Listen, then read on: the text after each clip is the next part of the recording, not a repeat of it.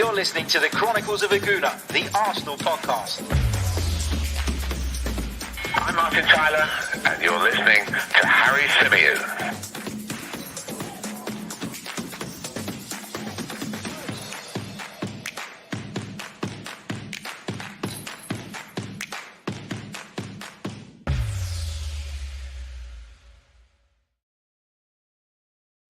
Hello and welcome back to another live edition of the Chronicles of a Gooner, an impromptu episode because of the news that broke this afternoon. Arsenal and Sokratis have decided by mutual consent to terminate the player's contract, leaving him free to go on and sign for another club. Now, of course, Sokratis has been left out of Mikel Arteta's squad this season, hasn't featured at all. And on this show, we're going to be discussing the announcement. We're going to be talking a little bit about his Arsenal career, and we're going to be discussing whether or not he was harshly treated in some ways. I think that's probably the right route to go down, because I think you could make a case either way. So I think it's an interesting discussion and one worth having on this episode. Don't forget, if you're watching us live on YouTube at the moment, be sure to smash that like button, subscribe to the channel if you haven't already. And as many of you will have seen on social media, Fabrizio Romano is joining me a little bit later on in around about 3 hours time. Fabrizio Romano will be live here on the Chronicles of a Gooner, and we'll be discussing the latest Arsenal transfer news. So he might be able to provide us with a bit of insight as to where Sokratis could be off to. So that'll be interesting, as well as a number of other topics we're going to cover. So make sure you're here for that one. There are very few people in the business better connected and better known for being a bit of a transfer window guru than Fabrizio Romano. So very much looking forward to having him on the show, and delighted that he's agreed to join us. Right, let's start off with the club's announcement regarding Sokratis. Now, it was, credit to him, it was reported by Chris Wheatley prior to the club actually announcing it, and he said, he broke the news, and then he said that the club will make an announcement shortly. He said that the announcement was imminent, I think were the words he used, and lo and behold, the announcement came soon afterwards. So it's all done. Sokratis is off. We'll go on to touch on what he said as well on social media with regards to the news. But first of all, let's go with Arsenal's official statement. They said, working closely with Sokratis and his team, we've decided to cancel his contract by mutual consent. This gives Papa the freedom to negotiate a contract with a new club and return to action as soon as possible. The Greek international defender joined us from Borussia Dortmund in July 2018 and made 69 appearances for us. He was part of the Emirates FA Cup winning squad in August and played 12 matches during our run to the Europa League final in 2019. Technical Director Edu said, on behalf of Mikel, our coaches, players and everyone at the club, I would like to thank Papa for his contribution to the club. He has been an important part of our group and has been a model professional throughout.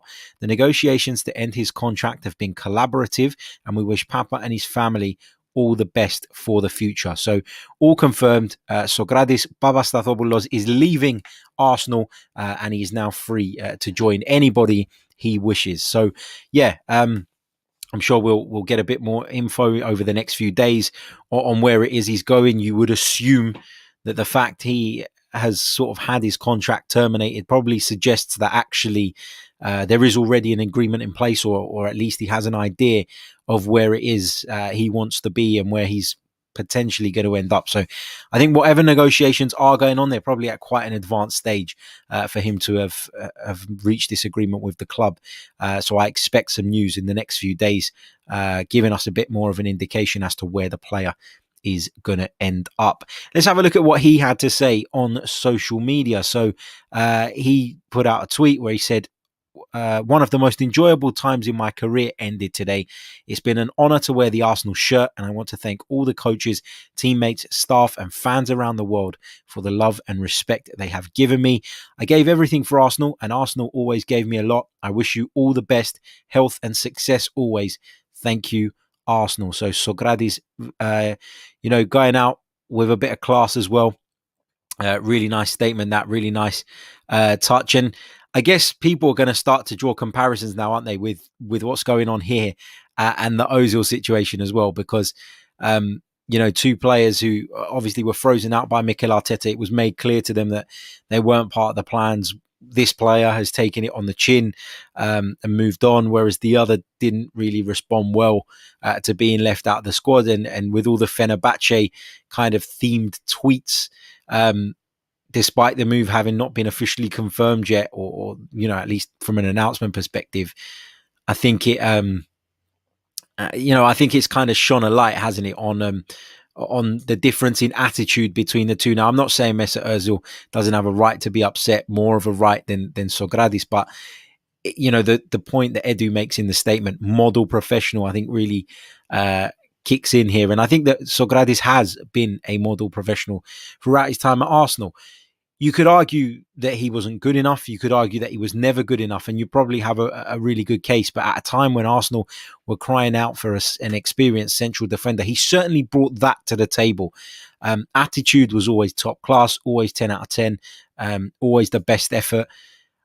What I really liked about him as well was his kind of popularity among the rest of the group. That was so clear to see. From a distance, you could see how much he was respected and loved by his teammates. Always the first one to go and congratulate someone when they'd scored a goal. Always the first one to go and try and pick someone up when they just made a mistake. And he's what you call a leader. Now, ultimately, it proved that he wasn't quite good enough for Arsenal, but that doesn't mean that he's not good enough to go on and play regular football elsewhere. And that's why I think this move is the right thing for him. He could have easily sat at Arsenal until the summer, continued to collect what I'd imagine to be a very handsome pay packet, week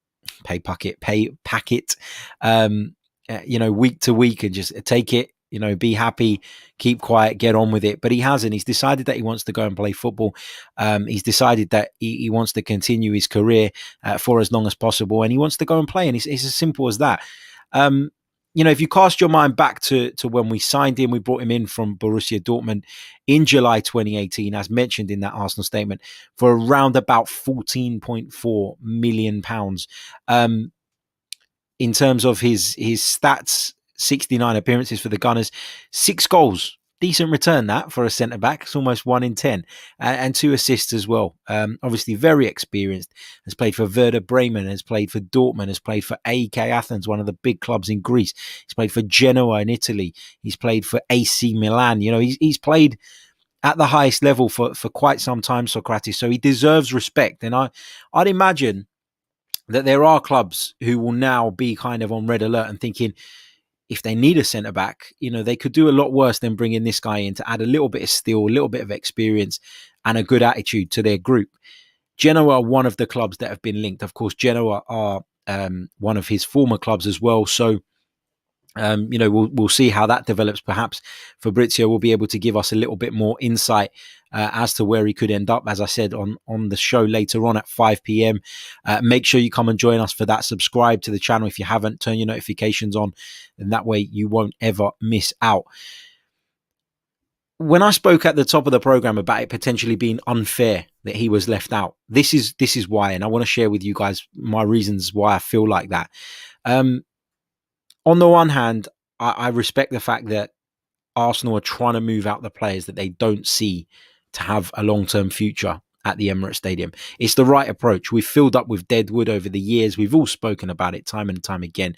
There is a need at Arsenal to get rid of these players, to free our wage bill up a little bit more, and to be able to then go out and replace them with people that we see, that Mikel Arteta sees as the future of Arsenal. And look, Sokratis, there's no doubt about it, was one of those players that was always going to have to be replaced. My issue, though, is this. For someone who's been, and I quote the club here, a model professional, for someone who's always, as many of you are saying in the chat, given 100% at all times, when you look at kind of some of the players that were given the opportunity ahead of him, i.e. Shkodran Mustafi, who has rejected a new contract, doesn't want to stay at the club, yet was included in the squad. Some people will argue he's a better player. He probably is, just about, good in possession, which is obviously something Mikel looks for. But for me, I just think you knew that Pablo Mari was not going to be fit until December at the earliest. You knew that Callum Chambers was not going to be available either, yet those two were in the squad ahead of Sokratis. Now, I get that Callum Chambers is a homegrown player, and maybe that had something to do with him being picked. But in Pablo Mari's case, where he was never going to be fit until December at the earliest, that must have made Sokratis feel like shit. And credit to him, he kept it quiet. He didn't come out and dig out the club. He never took the opportunity to do that, never went to the press, not here, not in Greece, not anywhere, to kind of, make his sort of unhappiness known at the fact that he wasn't being picked and that he was being overlooked time and time again. And here we are now at a point where it's just the best thing for everyone, and he's walked away with his head held high. Now, at a time where we're talking about a new culture being created at the club, I think we've made victim someone who actually probably wasn't a problem with the culture in the first place in the Greek defender. Some players, you look at them and you think, yeah, I get what Mikel means when he talks about the culture. You're one that needs to go. You're one that isn't helping. But in Sokratis' case, I can't imagine him having been a troublemaker behind the scenes, having been disrespectful to anybody.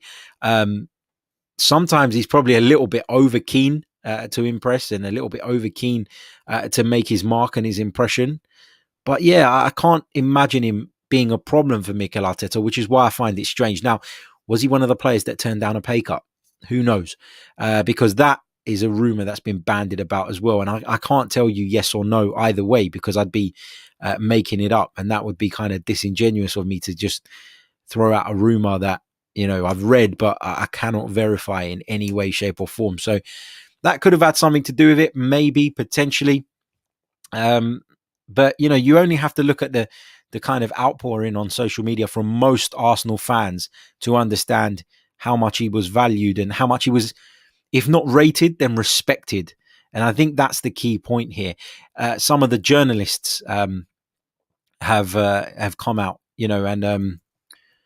and tweeted about him straight away. And I'll bring some of them up on the screen for you guys to see. Here we go. Let's share this one. Bear with me 1 second. Share the screen. For those of you watching on YouTube, don't worry if you're listening via audio, we'll still read it out. This one's from Sam Dean, football reporter of the Daily Telegraph and Sunday Telegraph. He says, "Farewell, Sokratis, a true warrior of the mix zone." Now, for those of you that don't know, the mix zone is an area that the press have access to after a game. And it's where the players pass to leave the stadium, to get on the coach or get in their cars, whatever it is they're going to do. And sometimes players will stop there and talk to people and give an interview, and sometimes they won't. Now, I've been there on a number of occasions, and a lot of the time nobody stops. Sometimes some stop, but Sokratis clearly, judging by what some of these journalists are having to say, is someone who always gave his time up where possible. He says he was a true warrior of the mix zone. He was one of the few players who would front up after a defeat. Another key point, not many want to know after Arsenal have just lost the game. He says these things don't matter much in the wider picture, but they do say a lot about someone's character. I hope he finds joy celebrating his slide tackles elsewhere. Love that. Love that last bit. Because he does love to celebrate a slide tackle. How many times have we seen the fist pump from Sokratis? That real passion coming through. And for all his kind of shortcomings as a footballer, that's the one thing you could never deny, isn't it? His passion and desire to succeed. Let's go over and have a look at a couple of other tweets from some of the well-known Arsenal journalists who cover the club, some of whom have been on this show, actually. One of them is Mark Mann Bryans. He said he was responding to a tweet from James Ollie. So James Ollie, who works for ESPN, said this. He said, Arsenal confirms Sokratis has departed. Appreciate some think journalists place too much value on this, but he always fronted up in the mix zones. Remember him volunteering to stop to talk to me and Mark Mann Bryans in Rennes, even after he got sent off. Says a lot about his character. And then Mark responds by saying superb effort from him that night. Often players who get sent off would shuffle through the mix zone with their head down, already be on the coach. He came over and started the chat, called out the referee and apologised to his teammates. So yeah, look, he's clearly respected and loved by those journalists who had the pleasure of talking to him at some point during his Arsenal career. So I expect over the next few days over the next 24, 48 hours, you'll probably see a lot of Arsenal players coming out on social media and kind of wishing him well. And I think you'll probably see a bit more of that than you saw for Mesut Ozil. And I think you'll probably see some more heartfelt messages, if you like, than the ones that some players put for Mesut Ozil. You know, you could see the click that developed with Ozil and a couple of others. Mustafi making some strange remarks on his Twitter account yesterday, I think it was. We all saw that. But now I think the kind of outpouring you're going to get from the Arsenal faithful and the Arsenal players is going to be a little bit more genuine, a little bit more heartfelt, and a little bit more sincere than some of it what you've seen in the last few days. Let's say a big, massive thank you to Dan, the blind Gooner. Dan was supposed to be on a show with me earlier on today, but unfortunately, when this news broke, I got called in to do some work, so we had to cancel that, but we will be rescheduling it. So Dan, the blind Gooner, check out his YouTube channel. He will be joining me on a Chronicles of a Gooner show next week at some point. That's to be confirmed. So get over to the Blind Gooner, subscribe. Thanking you very much, mate, for your very kind super chat. Really appreciate it. And on the move, he says, "Hi, Harry. This is best for all parties. Now we can move on as a club and replace him with real quality."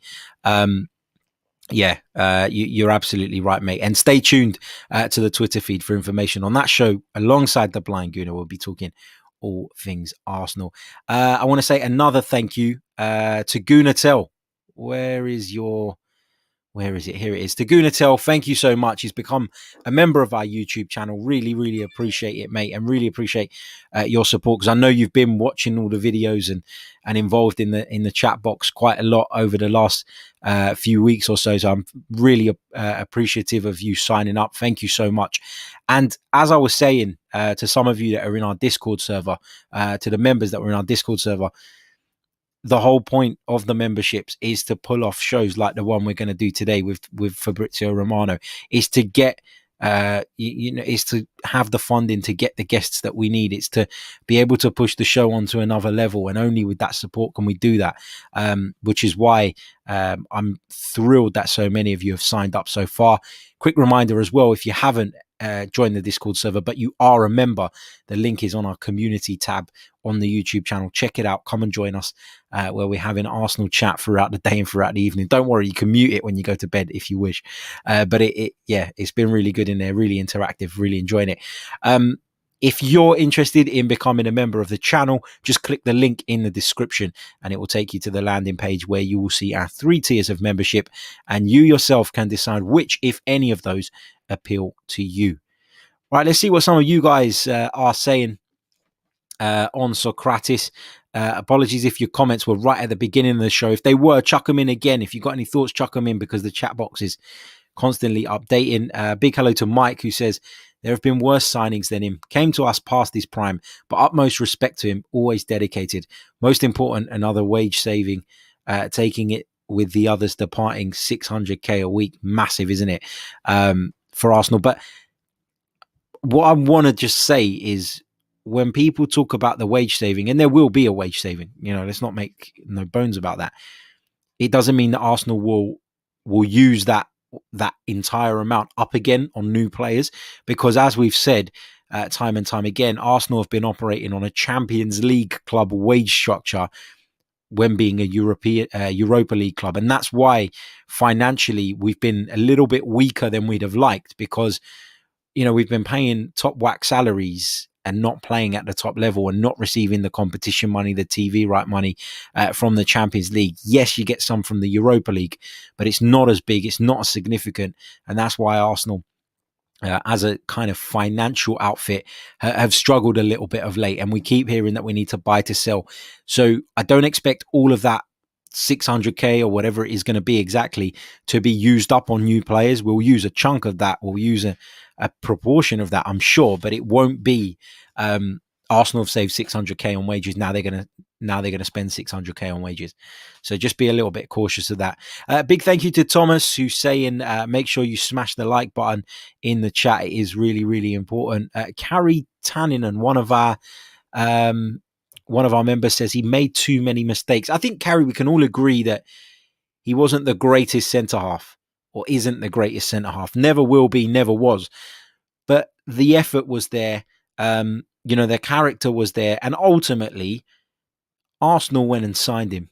Do you know what I mean? Unai Emery was picking him, and you don't really know nowadays who actually sanctioned that deal, who actually was the one that made it happen. But that Arsenal needed a centre back at the time, and as Mike said in the previous comment, I think when you look at Arsenal's problems over the last few years, you take into account the amount of money we paid for him, you take into account his performances, I think there were bigger problems, and there still are bigger problems at Arsenal Football Club than him.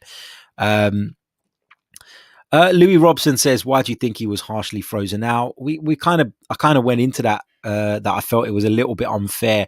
But I think it's purely down to his footballing ability. I think Mikel Arteta, obviously, we know, likes a centre-half that can play out from the back. And I think if you're talking about weaknesses, if you're talking about his weaknesses specifically, I think that's probably the biggest one. As much as the Mustafi situation has been a bit shit, the falling out of love kind of with the club and its fans after kind of some of the treatment he got, some of his subpar performances, it didn't quite make sense that he was still involved for me. But I think in Mikel Arteta's eyes, looking at their ability, particularly on the ball, I think he would have fancied Mustafi a lot more, and that's why he got left out. I think it's harsh for the reasons I mentioned earlier, but I look, we have to be ruthless at some point as well. I think the player would have seen it as harsh. Mikel Arteta would have seen it as a decision he just had to make. What else have we got? Let's. Zod Sinclair says, good day, Harry and co. I'm glad for him. He isn't a passenger. He will fight wherever he goes. I'd rather him playing for us or fighting for us and making recovery tackles when Mustafi missed attackers and got air.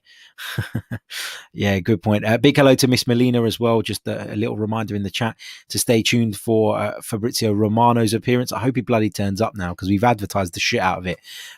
So yeah, we'll be invited. Well, he's booked to come on at 5 p.m. So I'm looking forward to talking to him and getting a bit of an update on what's going on at Arsenal. Andreas in Cyprus says, Nelson, Willock, Runarsson are next for loan.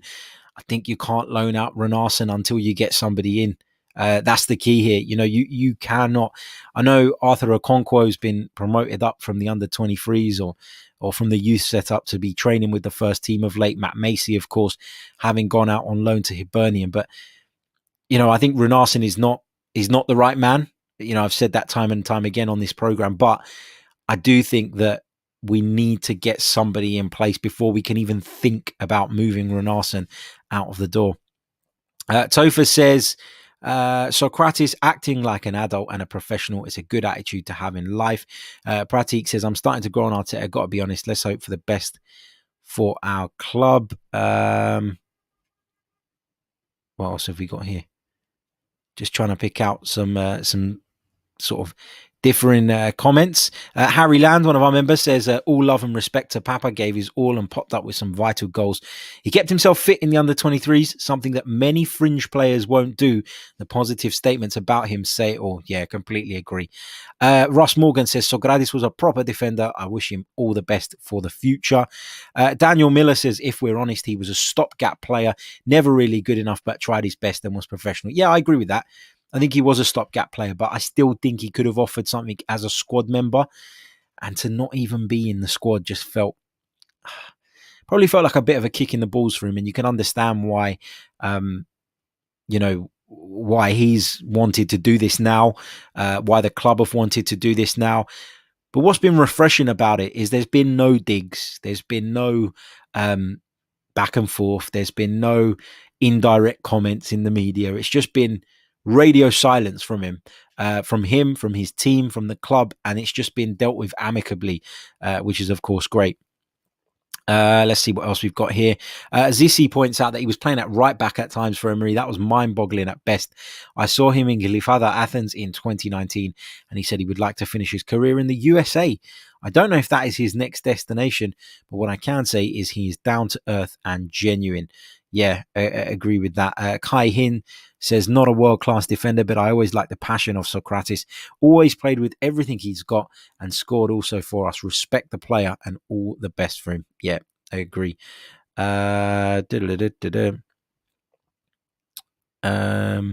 Gooner tells, in response to our thanks for him signing up, says, happy to support Harry. Really enjoy the channel and content. Thank you so much, mate.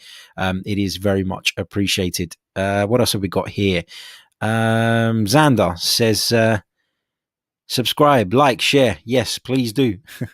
A couple of you saying, I like the way you say his name, Harry. Well, I'm Greek, so if I can't say it, then it's a bit embarrassing. And sometimes when I say it like Sokratis, some of my Greek friends get onto me and say, what are you doing? But I'm just trying to like keep it global. You know what I mean? It's not, but yeah. Thank you. Big thank you to the Blind Gooner again for another kind super chat. He says, thanks, Harry. You're doing a great job, and I look forward to talking all things Arsenal with you next week. Yeah, me too. And if you haven't already, another quick plug, head over to the Blind Gooner's YouTube channel. You can click on it via his name in the comments, and it will take you straight there. Give it a subscribe, give it a share, give it a like. You know the drill by now. Right. I guess that's all I really have to say on the Sokratis thing. Wish him all the best. Truly, from the bottom of my heart, wish him all the best in his future, wherever he ends up. You know he's going to take a commitment there. You know he's going to be up for it. You know he's going to work his hardest, try his best. He's a great character, and really, a player I warmed to as a person, as a character.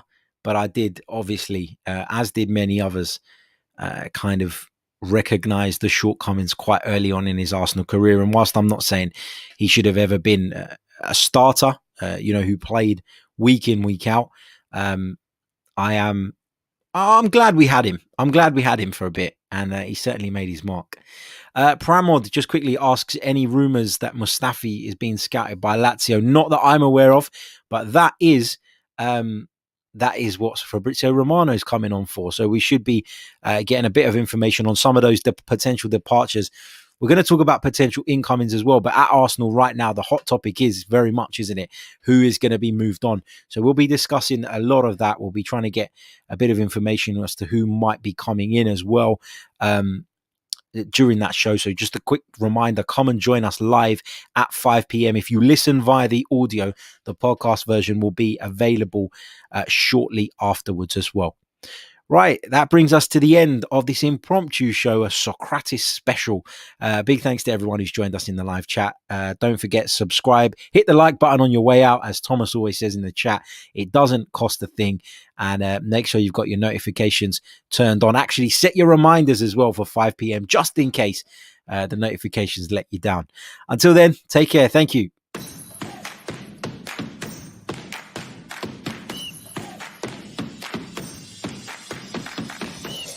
You're listening to the Chronicles of a Gooner, the Arsenal podcast. I'm Martin Tyler, and you're listening to Harry Symeou.